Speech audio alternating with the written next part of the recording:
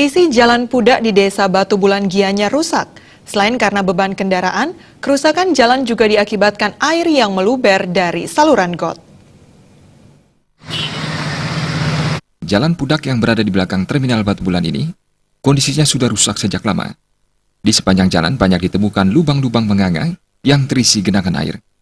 Akibat kondisi ini, para pengguna jalan harus berhati-hati saat melintasi Jalan Pudak. Selain akibat beban kendaraan, kerusakan juga akibat tersumbatnya saluran got sehingga membuat air meluber ke badan jalan.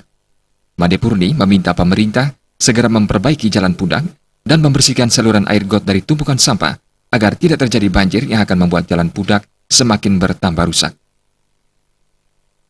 Kenten kan ampun banjir kan setiap ada hujan gede betul meneh ampun royo yang banjir kan. Ya? Karena gotnya tersumbat. Ampun. Jalan rusak itu sudah lama ya? Rusak kalau udah banjir nih kok gede kok langsung dah kenten kropos aspal kan. Pernah dulu diperbaiki tapi belum kelar udah lagi banjir gitu. Tidak hanya jalan, trotoar di sepanjang Jalan Pudak juga tidak bisa dilalui warga karena banyak mengalami kerusakan akibat genangan air. Suparyana, Bali TV.